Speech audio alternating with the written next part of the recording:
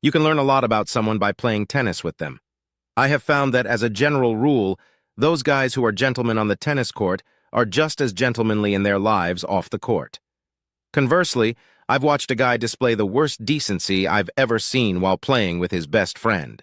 It didn't surprise me later when this guy abandoned his family and ran off with another man's wife. And then there's Frank Calhoun. Frank is a big guy. In fact, he played soccer at Georgia Tech until he broke his knee. After an orthopedic surgeon repaired it, Frank switched to tennis. In doing so, he played tennis like a soccer player, making powerful serves and shooting the player at the net from the baseline. But I could beat him. I like to come to the net and put pressure on him to hit shots at me. He usually hit it too high and the ball would fly off to the side fence. And don't say I provoked him. Let's just say I made him hesitate when he hit. As a result, Frank always wanted to play me. He just couldn't stand losing to the little guy. Actually, I'm not small. In fact, I'm 5'2", but I'm quite thin and wiry, which makes me small compared to Frank, who is 7.5 centimeters taller and 34 kilograms heavier than me. Unsurprisingly, I don't have much desire to play with Frank, but it's hard to avoid him because we both live in the Eden Point neighborhood north of Atlanta. Since Atlanta is kind of a big tennis town, our section was built around a clubhouse with a pool and lots of tennis courts. With so many people playing on Atlanta Lawn Tennis Association league teams, it's pretty hard to avoid someone like Frank. But the good news was that I also get to play with a lot of really good people, like my mixed doubles partner, Penny Pennington. I met Penny through my wife, Melanie.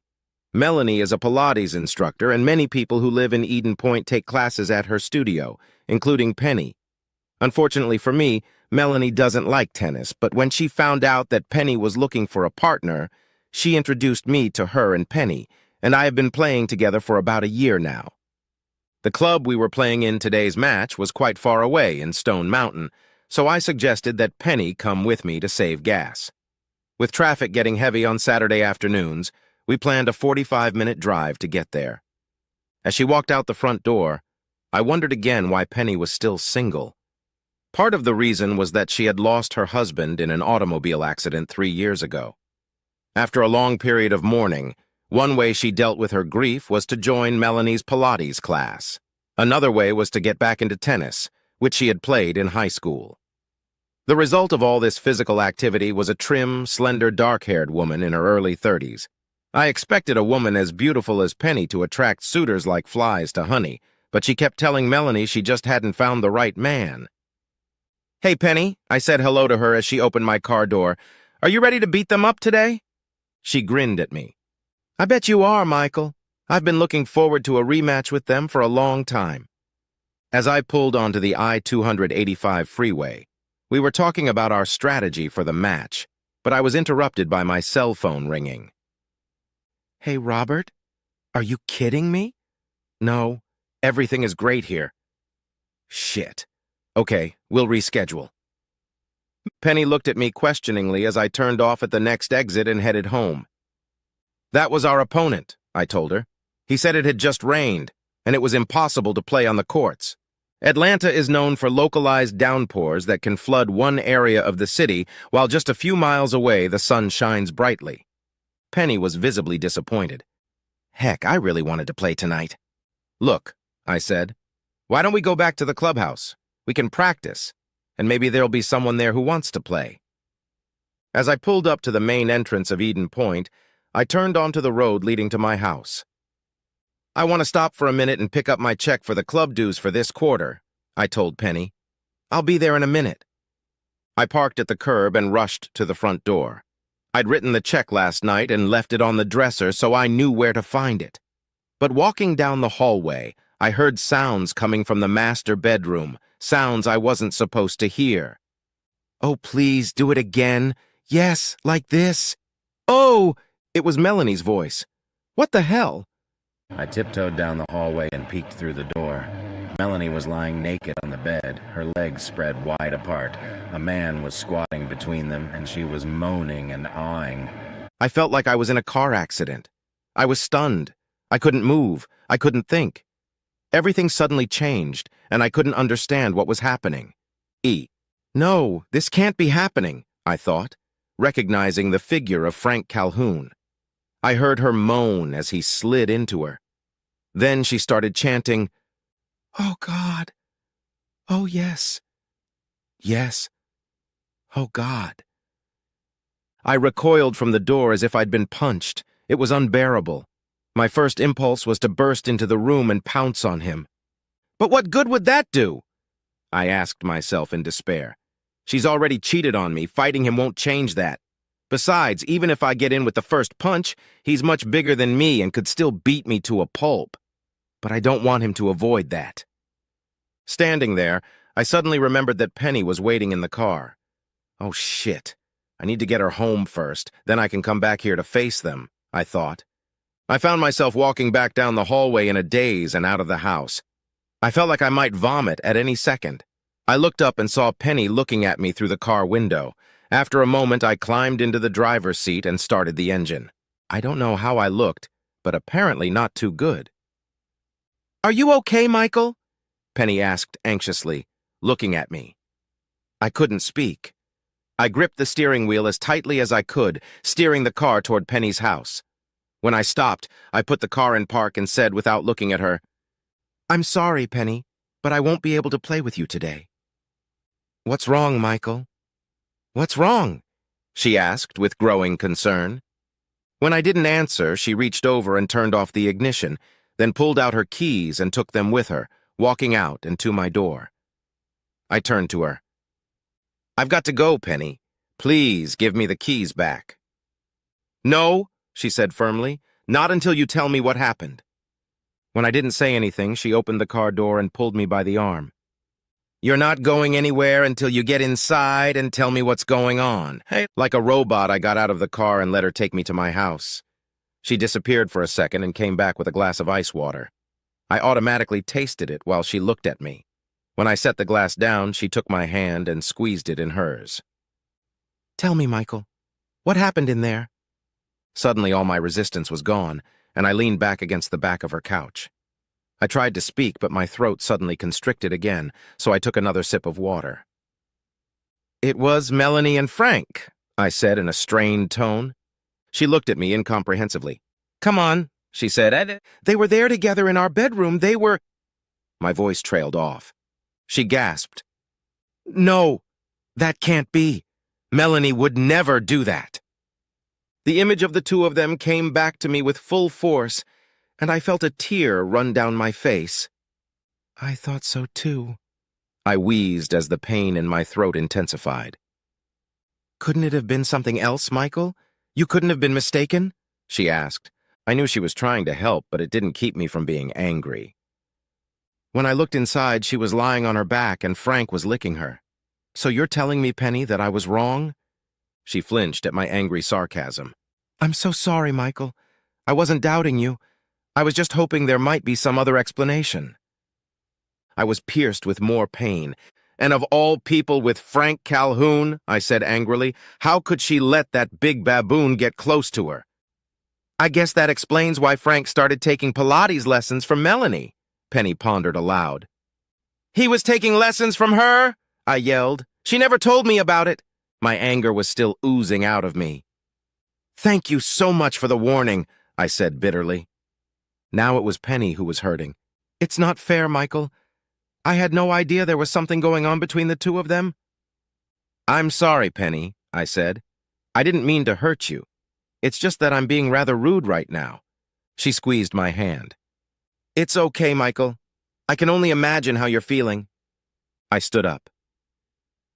"I have to go," I told her. "I have to go back there and find out what's really going on." "You're not going to do anything rash, are you, Michael?" "No, I just need to get some answers." She squeezed my hand. "Please let me know what's going on, Michael, and let me know if there's anything I can do to help." I thanked her and walked back to my car. As I drove back to my house, I was dreading what was coming. I pondered all the questions I wanted to ask her and tried to anticipate her possible reaction. I expected tears, denials, and angry words. How would I answer them? And what about Frank? What if he was still there? I could feel the adrenaline pumping through my system. When I walked through the kitchen door, Melanie must have heard me because she came out to meet me. She was wearing a robe. Her hair was wrapped in a towel. "You're back early," she said cheerfully. "How was the match?" "It rained all over the place," I said in a curt voice. "Oh, I'm sorry you didn't get to play," she said. "I bet Penny was disappointed." I just stared at her. I didn't want to have a meaningless conversation. "I got a call about the rain right after we left," I said quietly. She blinked, but her expression didn't change. "I went back to the house," I told her, my heartbeat quickening, "and I saw you with Frank." Of the many scenarios I'd thought of, Melanie's reaction was the most unpredictable. "I'm sorry you had to see that," she said calmly. "Is that all you have to say?" I asked incredulously. "You're cheating on me and you're only sorry that I witnessed it? Aren't you even going to say you regret screwing him? How long has this been going on? Don't you have any explanation?" She crossed her arms over her chest and sighed. "Sit down, Michael," she said, pointing to the dining room table. "I'd rather stand," I said angrily. "Suit yourself," she said, and sat down in a chair. I stood, stunned by her complete lack of response. "Look, Michael, we were going to tell you soon anyway, but I think this is only going to speed up the timetable a little bit. I'm leaving you. Frank and I love each other, and I'm going to move in with him. We'll get married as soon as the divorce is final." I decided to sit down. I didn't want to risk falling over. Before I could think of what to say, she jumped up and said, "Wait here," after which she disappeared back into our bedroom. She returned a few moments later, clutching a stack of papers in her hand. She held them out to me across the table. "This shouldn't be too bad for you," she said. "I don't even want any alimony from you. I've taken all the money out of our savings account, but it's only fair since I'm leaving you the house. It's a much better offer than you'll get if we go to court, but I'll go along with it if you sign the papers and let us all live our lives." I looked at the stack of papers. It was a divorce petition. "You've already been to a lawyer?" I wondered. "What about our marriage? What happened to the last 10 years we spent together?" "I'm so sorry, Michael. It wasn't something I planned. It just happened. Just accept it." "Accept it?" I screamed. "Accept that my loving wife is having that asshole Frank Calhoun in our own bed? To accept that our marriage ended like that? She's up." "I'm disappointed, Michael. I was hoping for a more mature response from you." She turned and walked back to the bedroom. I sat at my desk, looking at the divorce petition lying in front of me and trying to figure out what was going on. If anyone had asked me that morning, I would have told them that I loved my wife and that we had a strong marriage. This afternoon, I find out that she is leaving me for another man. It's like cognitive dissonance. In the silence, I heard a cell phone buzz and then scraps of conversation. "He saw us, about as you'd expect. That would be good." When I returned, Tho was fully dressed and carrying an overnight bag and makeup kit. "Now that you've put the matter to bed, I'm not going to stay here tonight. Frank's coming to pick me up. We'll come back Monday when you're at work and get the rest of my stuff." "So you're leaving just like that?" "That's the way it's supposed to be," she said. "Good," I said bitterly. "What am I supposed to tell our friends?" She sighed.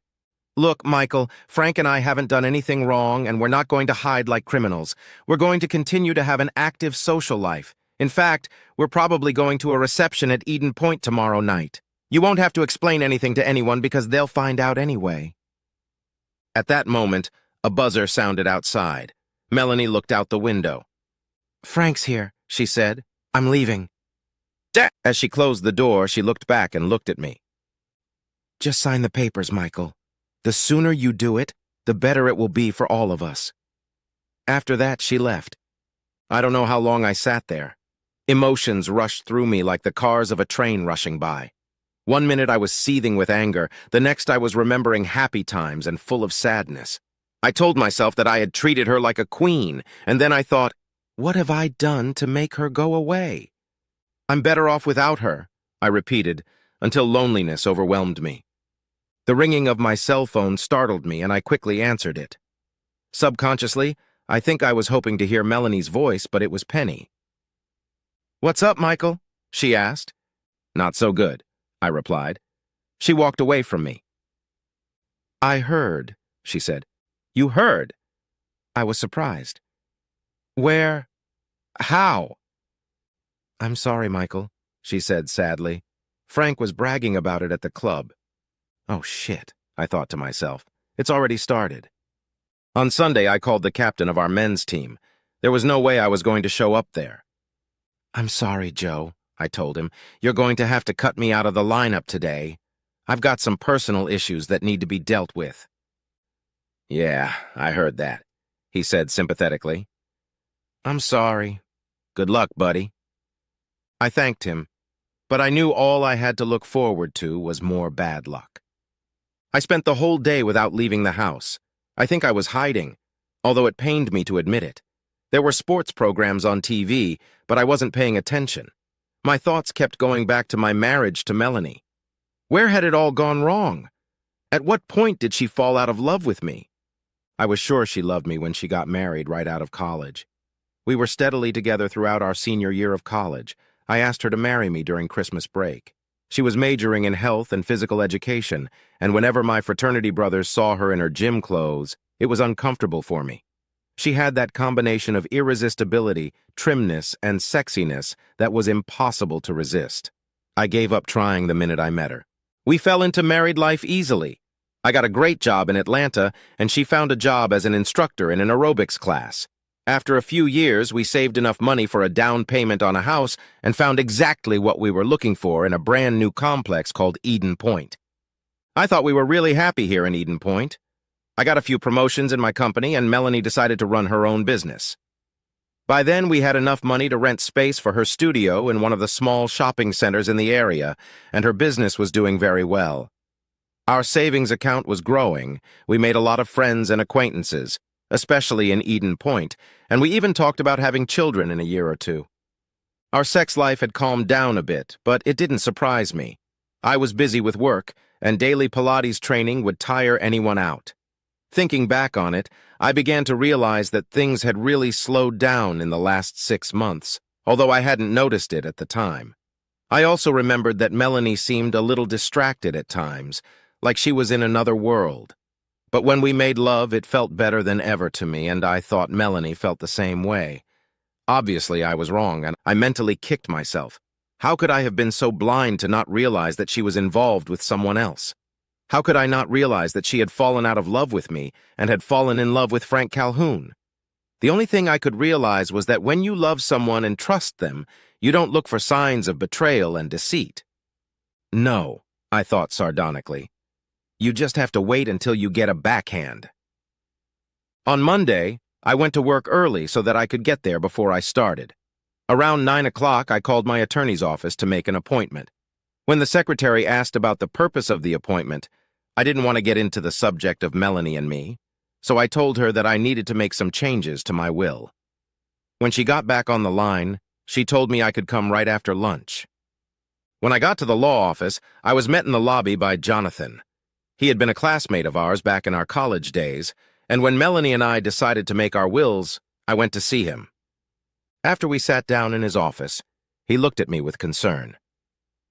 Is everything okay, Michael? I understand you need to change your will. Isn't one of you and Melanie sick? Thank you for your concern, Jonathan, but it's not that bad, I told him. Then I handed him the papers Melanie had given me on Saturday. As he read them, he clucked his tongue to himself. When he finished, he looked at me. I'm sorry to hear about this, Michael. Do you think there's no chance of reconciliation? I don't think so. She's already moved out of our house and moved in with her boyfriend. She said they plan to get married as soon as our divorce is final. He shook his head. I never expected that to happen. You two seemed like the perfect couple. Then his expression changed and his voice took on a professional tone. Given these circumstances, I advise you, as your legal advisor, to sign this agreement immediately. Just erase 10 years of marriage just like that? I said bitterly. He shook his head patiently. In matters like this, Michael, you have to stop thinking with your heart and start thinking with your head. I think Melanie has made you a very generous offer, much better than you would have gotten if you had decided to fight against it. Part of her motivation may be guilt, but I'm willing to bet that the main reason is to give you an incentive to agree quickly so she can marry her new man. While that may make it seem like you're giving in to her now, the truth is that if your marriage falls apart, that's the best you can hope for. I knew he was right. Hell, after what she'd done, I didn't want to stay married to her anyway, and yet it felt like she and Frank had beaten me at a game I didn't even realize I was playing. Jonathan's tone became sympathetic again. Look, Michael, I know the lawyer Melanie hired. If you sign, we can file this settlement agreement in court very quickly. It'll solidify what she's offering. Then, if she decides she made a mistake and wants to come back, and if you're willing to take her back, you'll have 30 more days to back out of the divorce. I knew that wasn't going to happen. Can I borrow your pen? I asked. Back at the office, I headed straight to HR. I needed to make a lot of changes to my health insurance, my retirement savings plan, and a host of other benefits that pertain to spouses. The clerk who helped me must have done this a lot because he was able to fill out all the forms I needed in a short amount of time. As I signed them, I glanced at him and saw that he was looking at me. Guess I won't need to make an announcement in the office now, I thought, ironically. On my way home that evening, I stopped at a nearby restaurant and picked up dinner. When I got home, I discovered that Melanie had been there during the day and had packed everything she wanted. Of course, all of her makeup was gone, but I was surprised to find that some articles of clothing remained. However, when I examined them more closely, I realized that they were things she no longer wore. Guess I'll manage to drag them off to Goodwill, I thought grimly. Further investigation revealed that the bedroom wasn't the only place she had raided. Missing was our good china, along with most of the serving pieces we had received as wedding gifts. Also taken from the kitchen, I noticed, was some utensils and our set of good carving knives. Several pieces of furniture were missing, and when I walked into the room, I saw that most of our CD and DVD collection was gone as well. As I looked through our belongings, I noticed that she had left our wedding album untouched. Somehow that depressed me more than anything else she had taken with her. It was as if she wanted to erase all the memories of her life with me. I went back to the kitchen and stashed the food I had bought in the refrigerator. I had no appetite left after discovering her intrusion. I made a mental note to myself to change the locks. Damn it, how does one go from happily married to a single divorced man in 3 days? I asked myself. It all seemed so damn unfair. I spent the next week in virtual isolation, getting to work early every day and leaving late. Otherwise, I would be alone in the house. The humiliation of having Frank Calhoun steal my wife was excruciating, and the fact that there was nothing I could do about it was almost unbearable. I confess I had fantasies of attacks with a baseball bat or brass knuckles, sometimes dreaming of hired assassins and car bombs. But then I came back to the real world. Am I really going to ruin my life just to get revenge on a skirt-chasing scoundrel and a wife who can't keep her legs shifted? By Friday, I decided it was time to come out of my cocoon. I hadn't done anything wrong, and I had no reason to hide. I called Penny. Hey, partner, don't we have a tennis match scheduled for this weekend? I asked, trying to sound upbeat and positive.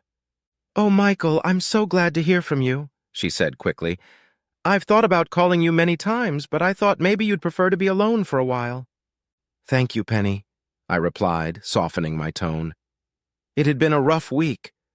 I went on to tell her everything that had happened. Then I asked her what was going on at Eden Point that I'd missed.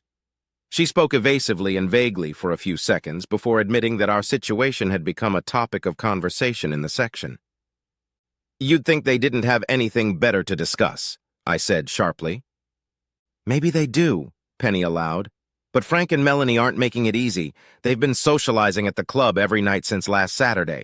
Frank brags almost openly about winning best man, and Melanie hangs on him like a lovesick schoolgirl. I could hear the anger in her voice. It's just disgusting, Michael. I dropped her Pilates class right away and told her I couldn't be her friend anymore, she said.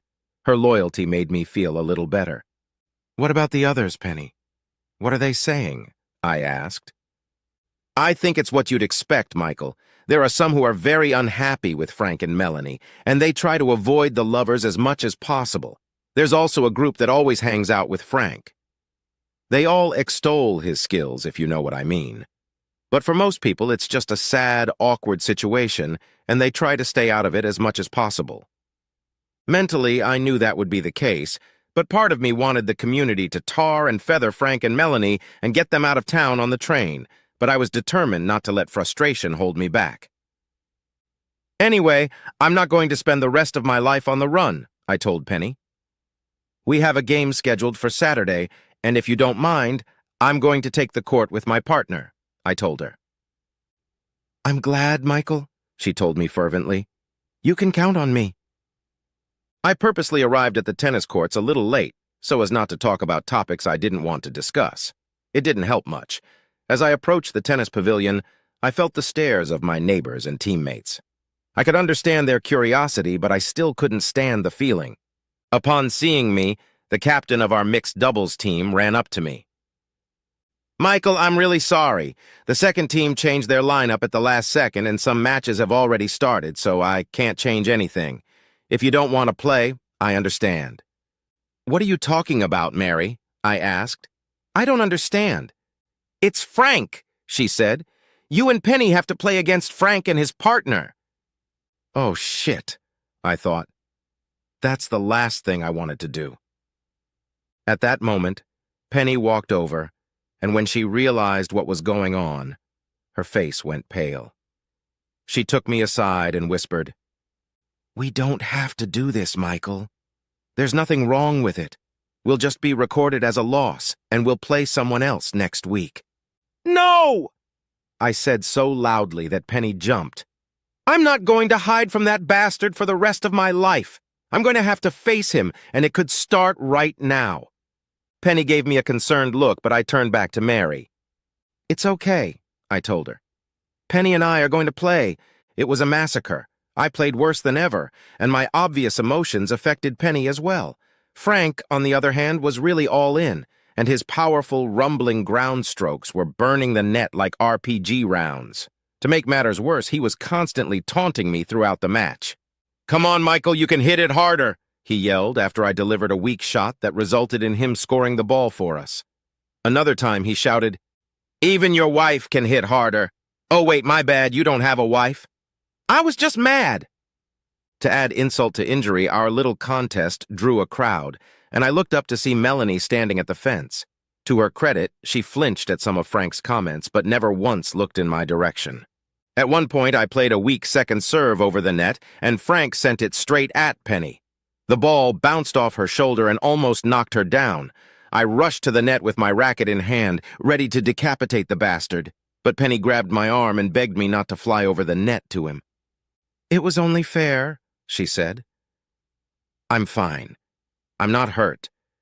It's just part of the game. I looked at him with anger in my eyes while he pretended to tie his shoelaces. Finally, I returned to my position in angry frustration. The final score was 6-2, 6-1, a humiliating defeat. Gritting my teeth, I walked to the net to shake hands with my opponents. Frank's partner seemed embarrassed by his display and apologized to me while shaking my hand. Frank, however, just walked over to us and, without bothering to extend his hand, said, It was all a lot of fun. Let's do it again the next time you feel like getting beaten up. Then he turned meaningfully, walked over to Melanie, and kissed her hard over the waist-high fence. I don't know what Penny saw in my face, but she grabbed my hand and pulled me off the court. He's trying to provoke you, Michael. He wants you to start a fight with him. Don't take it personally. Please, for my sake. I sat down on the bleachers, and someone handed me a cup of ice water. I took a few sips and then poured the rest over my head. I couldn't have felt worse than I did that day. I apologized to Penny for playing such a bad game, and even though she objected, I got in my car and drove home. Throwing my clothes in the hamper, I dragged myself into the shower and let the water cascade off me for half an hour. When the water finally cooled off, I climbed out, wiped myself down, and flopped onto the bed, angry and annoyed. I knew why I'd lost. I'd let Frank get to me. That knowledge only made me feel worse. He had gotten to me, and he had also gotten to Melanie, though obviously in a different way. Still, the result was the same. Turn a loser like Frank into a big winner.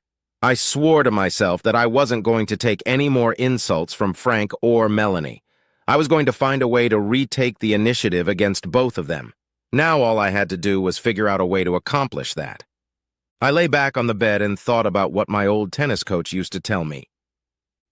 Play to your opponent's weaknesses. It sounded good in theory, but how could I apply it to this situation? I know myself.